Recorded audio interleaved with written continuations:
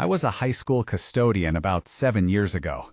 I was 35 and needed a steady job since my construction gig fell through.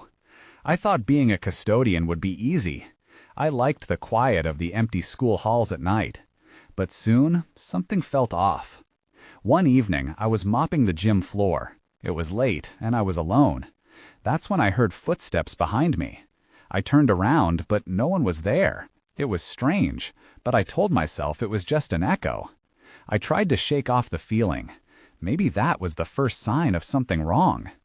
In the following weeks, things got weirder. The lights flickered in the classrooms while I was alone. I'd see shadows move when I knew I was the only one there. Once, I found strange marks on the ground outside the school. I couldn't figure out how they got there. Each night, I felt like someone was watching me while I cleaned.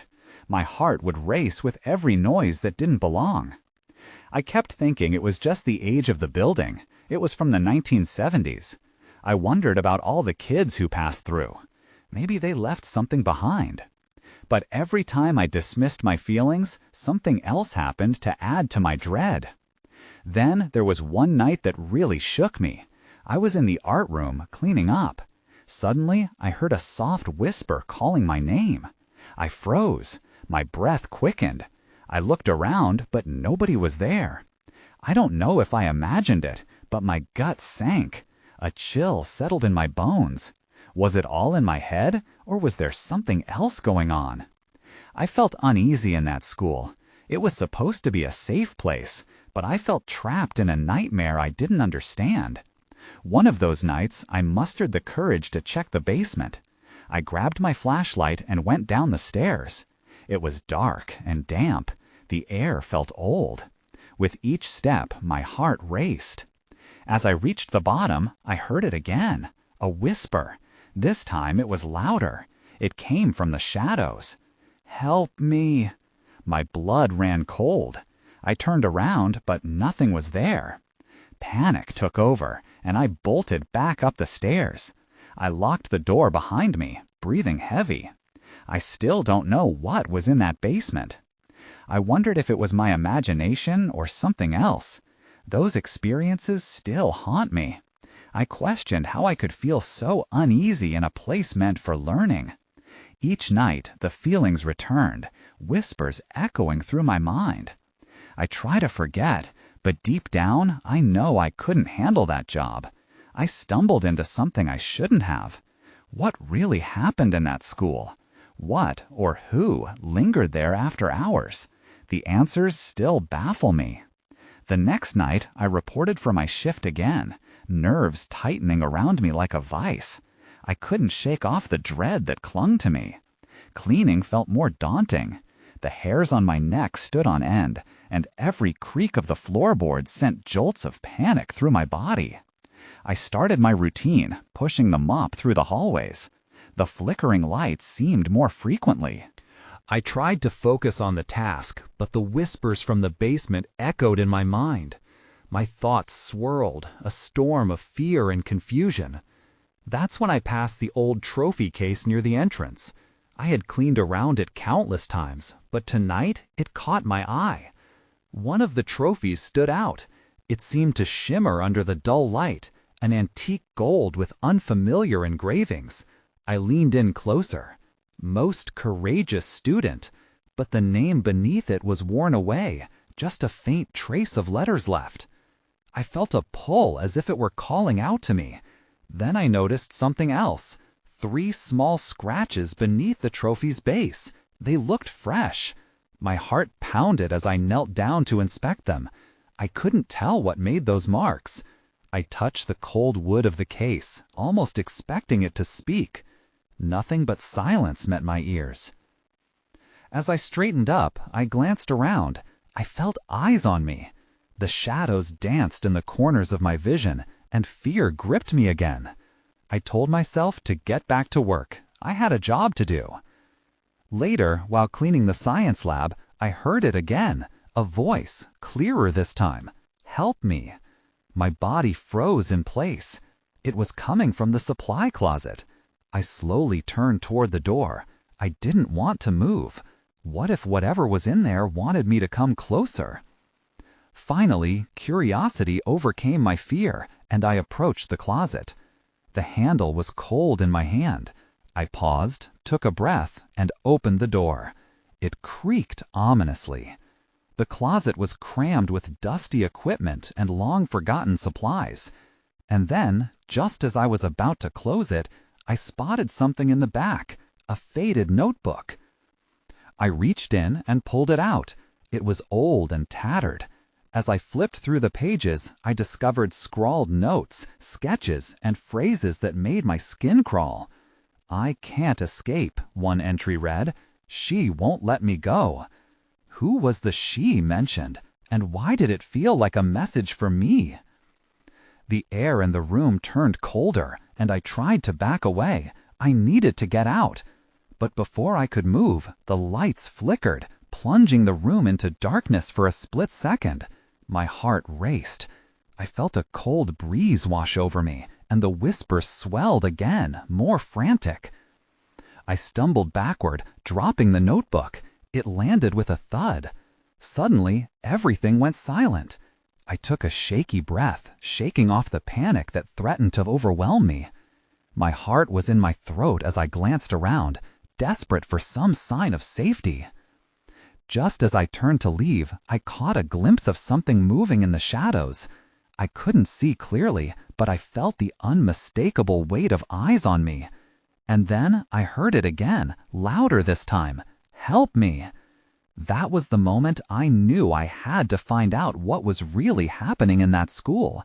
I had stumbled onto something far deeper than I ever intended, and I needed answers fast. I spent the rest of my shift in a haze, moving robotically between classrooms. The faint, raspy voice echoed in my mind, a relentless reminder that I was not alone in this empty building. I kept glancing over my shoulder, expecting to see something lurking just out of sight. After what felt like hours, I finally finished my cleaning. But the notebook weighed heavily in my pocket. I could almost feel it pulsing with untold stories, pleading for attention. I couldn't just leave it behind. I was drawn to its dark secrets. As I pushed open the front doors to exit, the cold night air hit me like a splash of ice water. I paused to gather my thoughts. I considered going straight home, but I needed more information. I had to learn about the girl in the notebook and what happened in this place. The next day, I returned to the school during daylight hours. The sunlight flooded through the windows, but the shadows still seemed to linger eerily. I headed straight for the trophy case. My heart raced as I saw the most courageous student trophy again. The scratches underneath haunted me. I decided to talk to the janitor, Mr. Carson. He was there longer than anyone I knew. Maybe he had answers. I found him in the break room. He looked up as I entered, his expression unreadable. "You're back," he stated, his voice gravelly. "Yeah, I found something last night," I said, hesitating before pulling out the notebook. "I thought you might know something about it." I handed it to him. He took it gingerly, eyebrows narrowing as he flipped through the yellowed pages. This belonged to a student named Clara. A few years back, she disappeared. His voice dropped. No one knows what happened to her. Questions flooded my mind. I needed to know more. What was she like? He paused, then spoke. Clara was peculiar, smart, curious, always asking questions. But she began to act strange before she vanished. He glanced towards the door as if checking for listeners. Some students claimed they heard her voice after she was gone. They said she was still in the school, trying to reach out. A chill ran down my spine. Trying to reach out? What do you mean? He sighed, returning the notebook to me. You need to be careful. If she wants help, it may not be easy to give. Before I could ask more, he shook his head and left the break room. Now I was more confused than ever. Trying to decipher the notebook, I caught the mention of a key among the entries. That's when it struck me. I hadn't looked for any hidden compartment or secret hiding place in the trophy case. My heart raced at the thought. What if there was something there that could reveal everything? I needed to get back there. But as I stepped towards the hallway, an unsettling sense crept over me, like I was being watched. Suddenly, a loud bang echoed through the school, reverberating through the walls. My instinct screamed at me to run, but an overwhelming need to uncover the truth kept my feet anchored to the ground. I turned on my heel, thoughts racing. I had to find out what was hidden beneath the trophy case. Whatever it was could either help me or make things worse. The hallway was too quiet after the bang. My heart hammered in my chest. I took a cautious step forward, then another. I felt like I was in a horror movie, waiting for something to jump out at me. The trophy case stood at the end of the hall, gleaming in the sunlight, but looking darker somehow. I reached it and scanned the area for any sign of what had made the noise. I couldn't shake the feeling that I was being watched. I knelt down and examined the trophy case closely. The scratches on the surface seemed to form a pattern.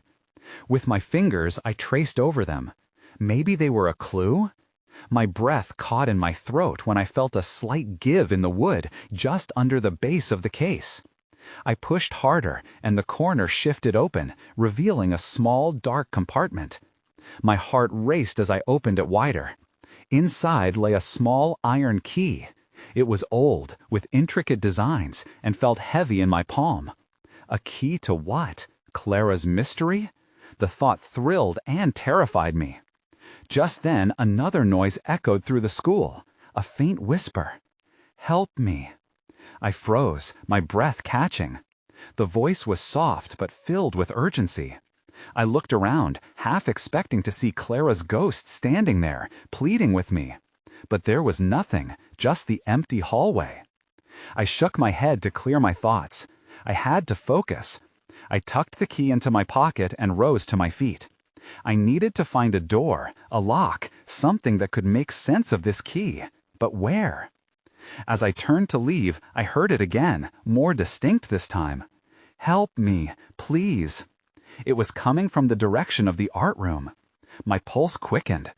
This time I didn't hesitate. I moved towards the voice, despite the fear gripping my insides. What if Clara was trying to lead me to her? Or was it a trap? The art room door creaked slightly when I pushed it open.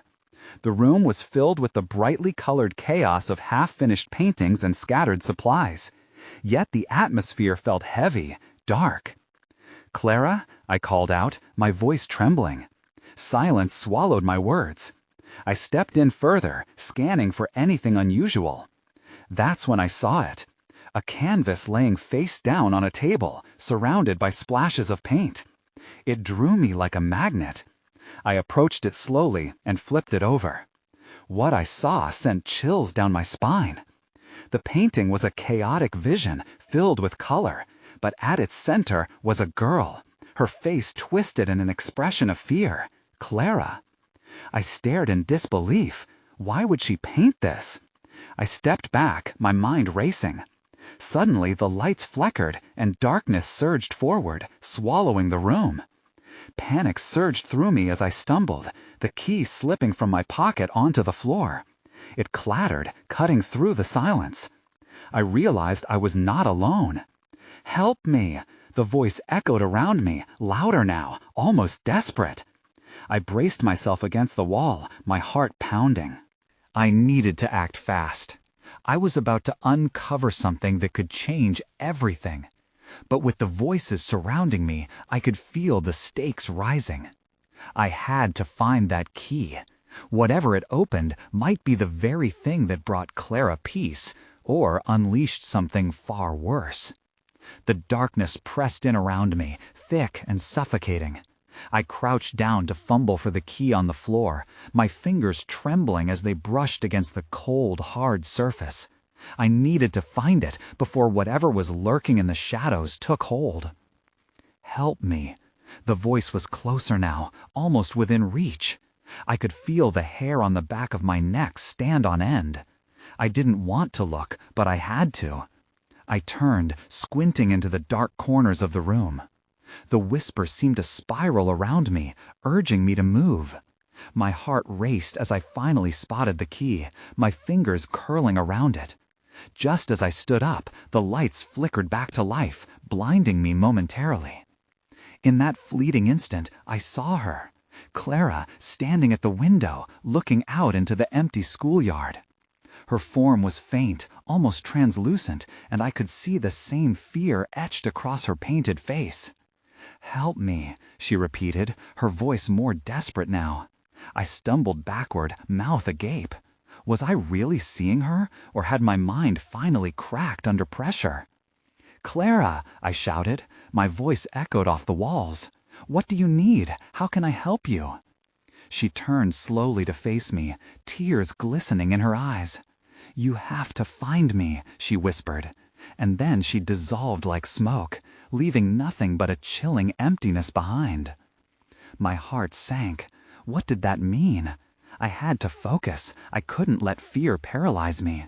The key felt heavy in my hand, and suddenly I remembered the basement.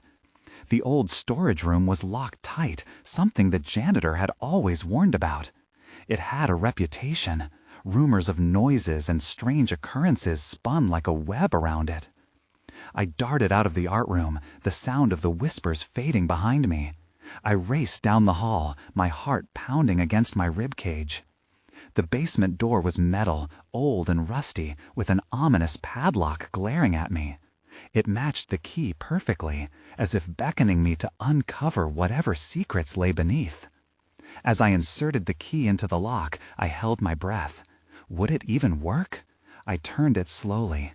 The lock clicked with a satisfying sound, and a shudder ran through me as I pushed the door open. The air was cold and musty, like time had stood still down there. A stairwell spiraled down into darkness. The dim light from the hallway faded as the heavy door creaked shut behind me. "Clara?" I called, my voice wavering. Silence answered. I took a cautious step down the stairs, the sound of my footsteps echoing eerily. Each step felt like an invitation to something unknown, and dread clawed at my chest. Then, halfway down, I heard another voice, a low, guttural sound. It didn't belong. My stomach twisted as I realized I wasn't just chasing shadows, I was venturing into something much deeper. I gripped the key tightly as I finally reached the bottom step. In front of me lay another door, weathered and ancient. I could almost feel the weight of all the secrets it held. I had come too far to turn back now. With a deep breath, I reached for the handle, ready to confront whatever awaited me. What if I found Clara? Or worse, what if I found something that shouldn't be uncovered? One thing was certain. The mystery was darkening, and I was in too deep to escape now. I pushed the door open, my heart hammering against my chest. The air that flooded out was colder than I expected, sending a shiver down my spine. The room beyond was dimly lit, illuminated by a flickering bulb hanging from the low ceiling. I stepped inside, careful to avoid any creaks in the floorboard. The room was cluttered with old furniture, boxes spilling over with forgotten belongings, and a long-forgotten chalkboard that covered one wall. Dust danced in the faint light, and the atmosphere felt heavy, laden with years of neglect. I glanced around, waiting for something to jump out at me. "Clara?" I called again, my voice sounding small in the vast quiet. No response came. Instead, I heard the guttural voice again, this time louder and closer. It echoed off the walls, sending chills through me. I felt nauseous, a tight knot forming in my stomach. I steeled myself and pushed deeper into the room. As I neared an old desk in the corner, something caught my eye. A large, tattered notebook lay ajar. I reached for it, almost hesitating. Was this going to reveal something I wasn't ready to face? My fingers trembled as I flipped it open. The pages were filled with hasty handwriting. Notes, sketches, and strange symbols coexisted with frantic doodles of what might have been Clara. My brow furrowed. Was this her journal? It didn't make sense. Each turn of the page raised the hair on my arms. I squinted at the sketches. They depicted someone bound and helpless, a look of sheer terror on her face, and it mirrored Clara's own. Then I noticed a name scrawled repeatedly in the margins. Evelyn. I froze. Who was Evelyn? I continued reading, finding entries that detailed experiments, drawings of strange devices, and dark references to hidden truths within the school. I felt dizzy, the world around me spinning. This was no ordinary art room. It became clear. Something terrible had happened here. I jerked back when I noticed the notebook's final entry. It was dated only a few days before Clara disappeared. "I can hear her," it said. "The one in the walls. She won't let me stop. I have to find a way to free her." It was signed Evelyn. My mind raced. Could Evelyn be a part of this, or was she trapped like Clara? My head snapped around as the guttural voice returned, louder this time, as if it were right behind me. I spun, heart racing, but there was nothing there, only the shifting shadows. Panic bubbled up inside me. I needed answers, but every breath took me deeper into this madness. I stepped back, ready to retreat, but the shadows shifted again, and I felt the air grow heavier. Something seemed to pulse from behind me. I turned my gaze, and that's when I saw it. A hidden trapdoor beneath the desk, slightly ajar, drawing me in. My heart thudded like a war drum. I bit my lip, imposing a moment of silence on myself. Should I search this new layer of mystery or run back to safety? Then I heard Clara's voice, softer this time, but laced with urgency. "You have to find me." I was terrified, but the urge to help her outweighed my fear. I knelt and pushed the trapdoor open, darkness spilling out like a living thing. What lay beneath? I had to know. I wasn't sure I was ready for what I'd discover, but there was no turning back now. I peered into the trapdoor, but the darkness seemed to stretch deeper than I had expected. It felt alive, waiting for me, daring me to enter. I hesitated, my mind racing with questions. Was this how Clara disappeared? I swallowed hard, letting my instincts guide me. I had to find her. With a shaky breath, I grabbed the edge of the door and clambered down. The air was damp and thick, and I could hear faint drips echoing in the stillness below. As I descended, I reached for my phone, using its light as a beacon.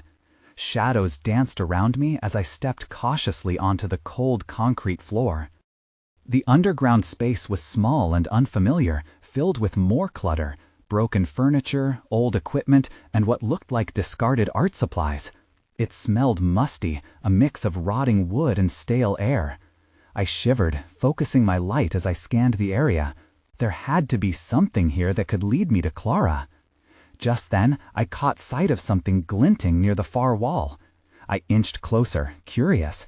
As I approached, I realized it was a mirror, but not an ordinary one. The glass was warped, reflecting distorted images that flickered like shadows. I couldn't help but feel the pull of something dark and enticing. I stepped closer, peering into the mirror's depths. My reflection seemed slightly off, like a ghost lurking behind me. Panic surged and I jerked back, my breath coming in quick bursts. The feeling that I was not alone intensified. Then I heard it again, the guttural voice, now echoing through the cramped space. This time it sounded almost frantic. "You shouldn't have come here." I jumped, the chills racing down my spine. Who was it? I spun around, pointing my phone's light into the darkness, but there was nothing, just the damp stone walls closing in around me. I took a breath, trying to calm myself. "Clara," I called desperately, hoping she would somehow hear me. Silence answered, heavier than before. Suddenly, my phone flickered, the battery warning flashing red. No, not now.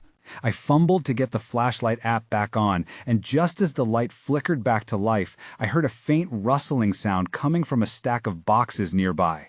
My heart raced as I approached. Whatever was in those boxes felt alive, shifting slightly as if something was stuck inside. I edged closer, my instincts screaming at me to back away, but my curiosity burned too bright. I leaned in, heart pounding, trying to peer into the shadows. Then, before I could process what was happening, the guttural voice boomed again, filling the air around me. "Leave now!" Panic surged through me, and I stumbled backward, slipping on the damp floor. My flashlight fell from my hands, illuminating the boxes for only a moment before darkness engulfed me again. In that moment, everything went dark. I gasped, the air thick and suffocating.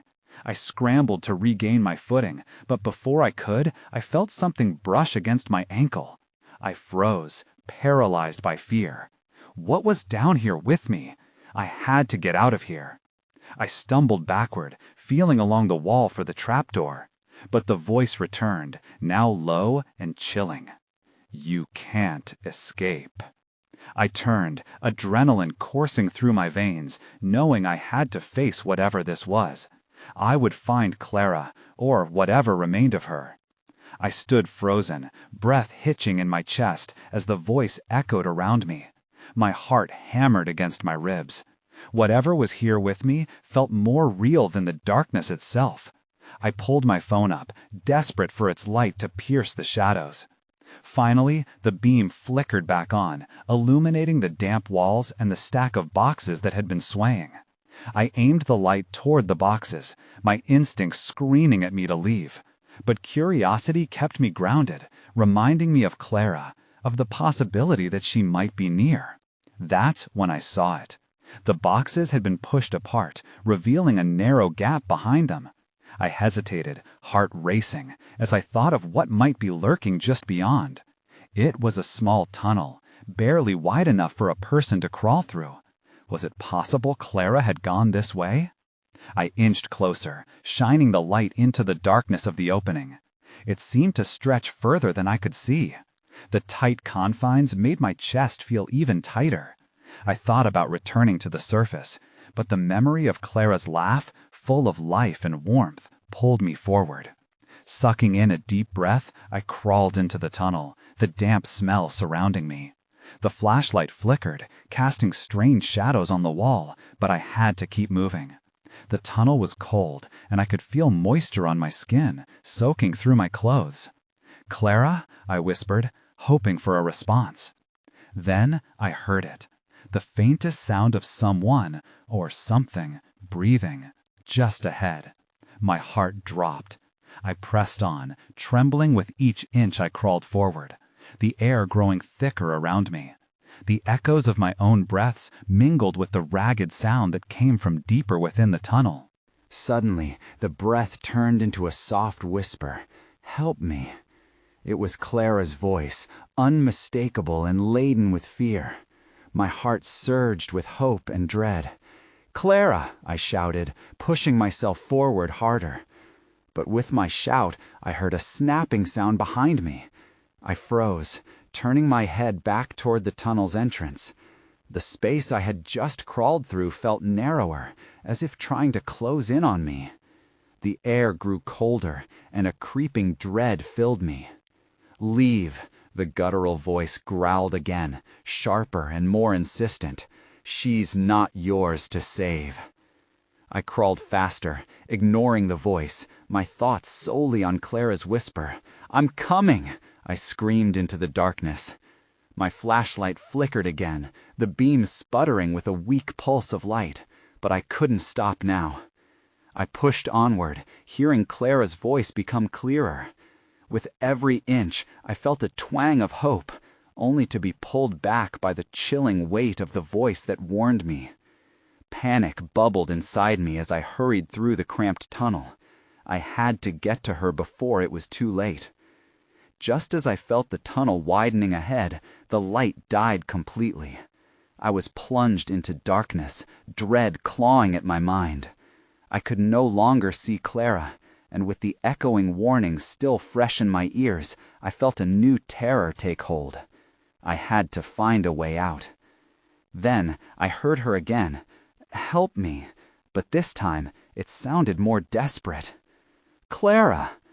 But there was no reply, only the echo of my own voice bouncing back at me, taunting me. As I huddled in the pitch-black tunnel, the air stifled around me, I strained to hear Clara's voice again. I thought about how I couldn't let her down. She needed me, and whatever lay in the shadows couldn't keep me from her. I fumbled for my phone, trying to turn it back on. My fingers trembled, and the device flickered back to life, casting a dim light. I aimed it ahead, praying the glow would lead me to her. "Clara!" I called again, but the sound felt swallowed by the void. My heart raced as I crawled, feeling the walls close in once more. The cold seeped into my bones, and I fought the urge to turn back. The tunnel opened up a bit more, and I felt I could almost stand. My phone light revealed an uneven dirt floor and jagged stones jutting from the walls. I squinted into the darkness. The whisper had stopped, and an eerie stillness filled the air. "Where are you?" I croaked, the desperation creeping into my voice. Just then, a skittering sound echoed from further down the passage. My heart leapt. Was it Clara, or something else? I moved forward slowly, senses heightened. Clara? There was a faint shuffle ahead. I aimed the light again, my heart pounding as I inched closer. That's when I saw it. A small piece of fabric, pale and torn, snagged on a sharp rock. It must be hers. I reached down, my fingers brushing against the soft fabric. Relief washed over me, but it was quickly overshadowed by a chill that raised the hairs on my arms. The air felt like it shifted, thickening around me. Whatever had warned me earlier was still present, lurking just out of sight. Suddenly, I heard a cry, faint but powerful. "Help me, please!" It was clear as day, and it was definitely Clara. My stomach dropped. She was close. I dashed toward the sound, forgetting everything else. I clambered over the uneven ground, my light racing between the shadows, revealing an unseen corner. Alongside the tunnel, a faint glow flickered. A reflection? "Clara!" I shouted and hurried on, praying the light would guide me. But as the sound of my own voice echoed back, I noticed a strange detail. The walls were lined with strange markings, carved shapes that resembled faces twisting in agony. My pulse quickened. The tormented expression seemed to watch me as I moved. Fear began to creep back in, wrapping around my chest like a vice. I could feel it, a looming presence that didn't want me here. Clara's voice came again, desperate and frantic. "Help me, please!" I felt it resonate within me. I reached another bend in the tunnel, and the glow grew brighter. I pushed my phone ahead, the light almost blinding me as I rounded the corner. But what I saw made my blood run cold. There, in the middle of a small chamber, Clara was bound to a chair, eyes wide with terror. I froze. Behind her, a dark form loomed, flickering in and out of existence, the very essence of dread I'd felt before. "Clara!" I shouted again, but the laughter that erupted from the figure pierced through me. "You shouldn't have come," it hissed. I staggered back, gripping the wall, as the realization crashed in. The voice had been right all along. Clara wasn't just lost, she had been taken. And it seemed I'd just walked straight into the trap. Panic surged through me as I took in the sight before me.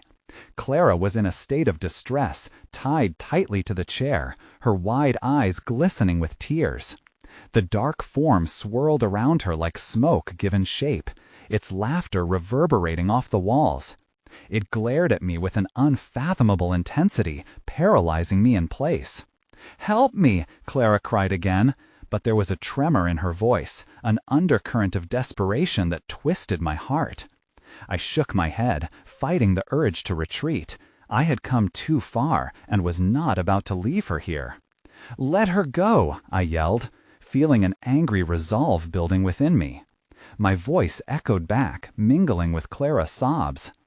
The dark figure recoiled slightly, as if stung, and for a moment I thought I might have a chance. "Foolish mortal," it hissed, its voice like stone scraping against steel. "Realm?" I demanded, my hands clenched at my sides. "What do you want with her? Let her go!" I stepped forward, thoughts racing through my mind. I had to believe that if I got close enough, I could somehow reach Clara.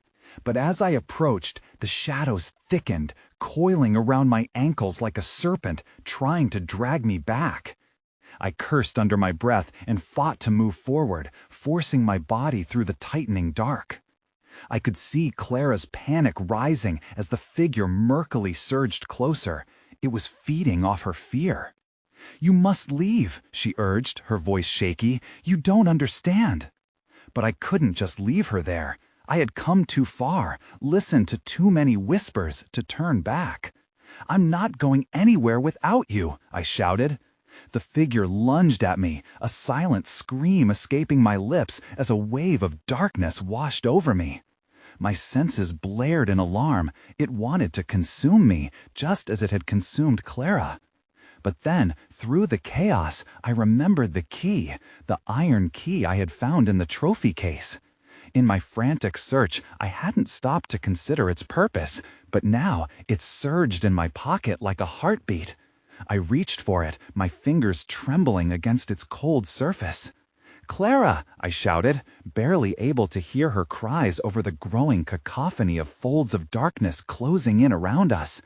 "I need you to trust me." With every ounce of will I had left, I rushed towards the twisted figure, finally pulling the key free. "This ends now!" I shouted. I pressed forward, holding the key before me with all my strength. The figure hesitated, momentarily held at bay by my determination. In that fleeting instant, the darkness around Clara receded slightly, revealing her bonding as it shimmered. Drawing in breath, I went for broke and yelled, "You can't keep her! Clara, I believe in you!" I didn't know if the key would do anything, but as I thrust it toward the shadow, something shifted within it, a rippling effect that traveled through the air. A piercing scream echoed, bouncing off the walls, but I held my ground and drove the key deeper into the swirling abyss. The entity writhed, its laughter morphing into fury.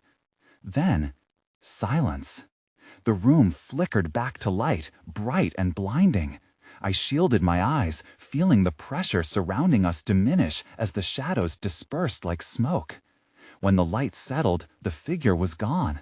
In its place, a harsh beam of daylight spilled into the chamber from a crack in the wall that had been hidden before. Clara gazed at me, her eyes wide, still trembling but free from the bindings that had held her. "Are you okay?" I rushed to her side, checking her over for injuries.